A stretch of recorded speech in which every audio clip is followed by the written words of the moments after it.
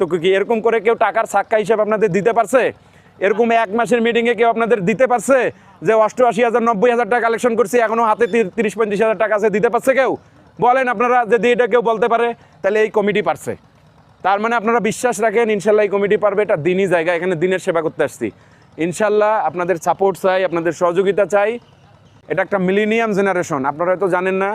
যারা 1990-এর পর বা এরপরে জেনারেশনটাকে মিলেনিয়াম জেনারেশন বলে। এই জেনারেশনটা কিন্তু খুবই সেন্সিটিভ, খুবই অ্যারোগেন্ট। এরা কিন্তু, এদের কর্মদক্ষতা হাই, এরা কিন্তু প্রচুর ইফেক্টিভলি কাজ করতে পারে, কম সময়ে ভালো কাজ করতে পারে। কিন্তু এই জেনারেশনটা আবার প্রচুর ঘাটতারা, এরা অল্পতেই মাইন্ড করে। একদম ট্রু মেসেজ। দেখেন সুজন ভাই আমার কিন্তু উনি 1 বছরের বড়, উনি রংপুর জেলার একটা বড় পোস্ট সামলাচ্ছে। ও তো আমার কয়েক বছরের ছোট হবে, 4-5 বছরের। ও হচ্ছে এরকম একটা বড় পোস্ট সামলাচ্ছে, ও আমার বন্ধু। তাইলে দেখেন, সে মনে করেন যদি একটা নির্বাচন হয় উনি কিন্তু এমপি হইতে পারে, উপজেলা চেয়ারম্যান হইতে পারে, আল্লাহ ভালো জানে। তাহলে কি ইয়ং জেনারেশনটা আসতেছে না? তো আমার মনে হয় আর এটা নাক ছিটকানোর সুযোগ নাই যে ইয়ংদের হাতে দিছি জন্য মানে এই হয়েছে, ইয়ংরা কেন হইলো। অনেকে এরকম কমেন্টও করছিল, বুড়া কেন হইলো না, বাপদাদা কেন দেওয়া হইলো না।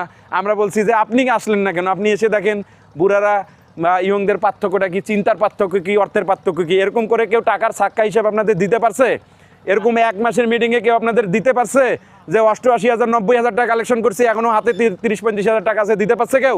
বলেন আপনারা, যদি এটা কেউ বলতে পারে তাহলে এই কমিটি পারছে। তার মানে আপনারা বিশ্বাস রাখেন ইনশাল্লাহ এই কমিটি পারবে। এটা দিনই জায়গা, এখানে দিনের সেবা করতে আসছি। ইনশাল্লাহ আপনাদের সাপোর্ট চাই, আপনাদের সহযোগিতা চাই। আপনাদের পূর্বের আমরা কারো কিছু বলবো না, প্রত্যেকেই অনেক অবদান রাখছে। এই অবদানটা না হইলে আজকে এখানে এত সুন্দর গাছ হইতো না, আজকে মাঠ এত সুন্দর হইতো না, আজকে এত রহমত শান্তি হইতো না। দেখেন কি একটা সুন্দর পরিবেশ। আপনারা আমার মনে হয় যে কল্পনা করতে পারতেছেন না, এই জায়গায় ঢুকলে কিন্তু একটা মানে আমার মনে হয় যে আপনারা একটা জান্নাতি ছোঁয়া, জান্নাতি গন্ধ মনে হয় পাচ্ছেন। আমার মনে হয় আর কি, আমার ফিল লাগে, আমার দারুণ লাগে। আমির সাহেব একদিন বলছিল যে মামা আমি প্রতিদিন তাহাজ্জুদের নামাজ পড়ি আর আমি দোয়া করি, কিন্তু এইখানে প্রথম দিন যে একটা মানে আত্মার তৃপ্তি পাইছিলাম ওইটা পাই না। উনি এই কথা বলছিল। তা আমি বলছিলাম যে আপনি ধৈর্য ধরেন, আমাদের নিয়াত সহি, ইনশাল্লাহ আপনি এটা পাবেন। এত বড় মিটিং হয়তো বা মানে এর থেকে বড় মিটিং হবে, বড় ফোরাম হবে, কারণ এখানকার উপরে লোকজন নেগেটিভ, অত্যন্ত নেগেটিভ। অনেকে ডাকছে আসে নাই, ওরা আবার কী করবে, কারণ 2-3টা কমিটি এখানে ফল করছে।